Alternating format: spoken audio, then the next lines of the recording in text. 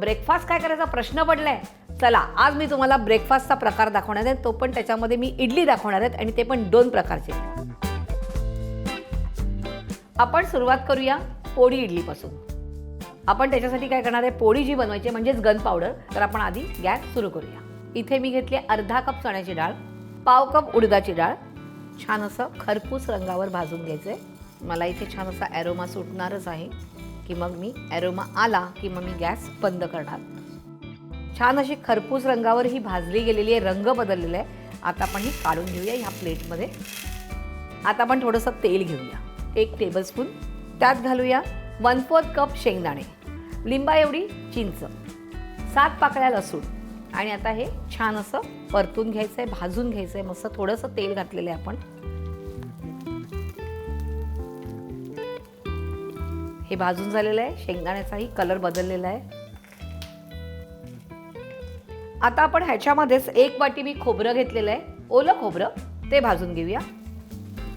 इथे मी ओलं खोबरं घेतलंय, तुम्ही सुकं खोबरं घेतलं तरीही चालणार आहे, पण छान भाजून घ्यायचं. कारण आपण ही पावडर करून तुम्ही ठेवू शकता एका बरणीत भरून.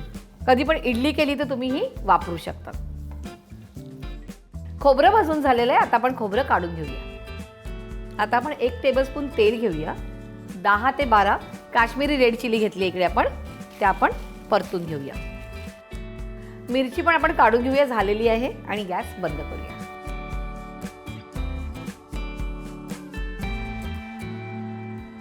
मिश्रण थंड झालेलं आहे, आता आपण ह्याला मिक्सरमध्ये ग्राइंड करून घेऊया. आता ह्यात आपण 1.5 टीस्पून काळं मीठ घ्यायचंय आणि 1 चमचा आपण साखर घ्यायची. आता आपण हे मिक्सरला ग्राइंड करून घ्यायचंय. आपली पोळी तयार आहे. आता आपण इडल्या करायला घेऊया. इथे मी इडलीचं बॅटर घेतलेलं आहे आणि तुम्हाला प्रत्येकांना इडली कशी करायची हे माहिती आहे. आणि अगदीच नाही तर तुम्हाला हल्ली सुपरमार्केटमध्ये विकतही मिळतं. तर हे बॅटर म्हणजे ही कन्सिस्टन्सी तुम्हाला अशी पाहिजे, अगदी पातळ नाही आणि अगदी जाड नाही. ह्याच्यात आपण थोडंसं मीठ घालूया, साधारण अर्धा टीस्पून घेतलंय मीठ. आणि हे मिक्स करूया.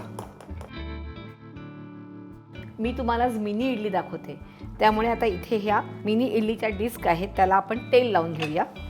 इकडे मी 3 घेतलेल्या आहेत. आधी आपण पोळी इडली करूया. छोट्या छोट्याच करायच्यात आपण आणि अगदी थोडं बॅटर टाकायचं आहे.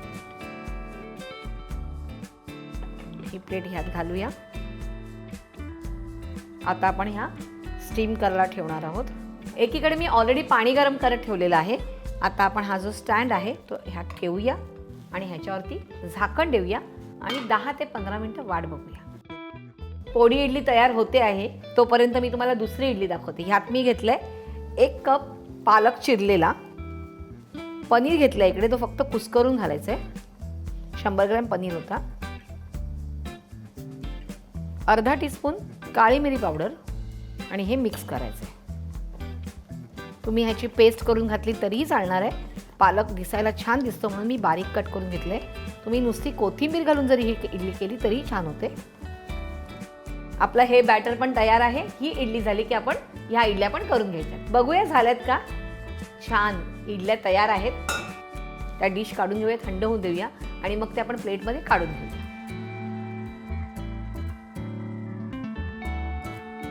पोळी इडली आपली तयार आहे. आता आपण पालक पनीर इडली करतोय. तर बॅटर तयार आहे आणि आता ह्या ट्रेला पुन्हा काही तेल वगैरे लावायची गरज नाहीये. आपण असंच हे बॅटर आपण ह्याच्यामध्ये घालूया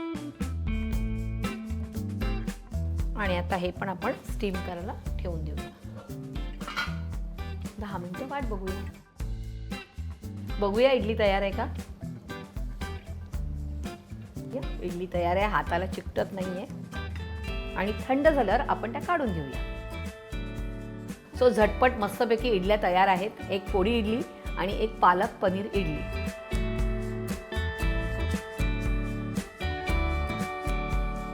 तर ही लहानांपासून ते मोठ्यापर्यंत सगळ्यांना आवडते. आदल्या दिवशी बॅटर करून ठेवलं असेल तर सकाळचा ब्रेकफास्ट पटकन होणार आहे. तर तुम्ही हे करायचं आहे, मला कमेंट्समध्ये कळवायचे आहेत.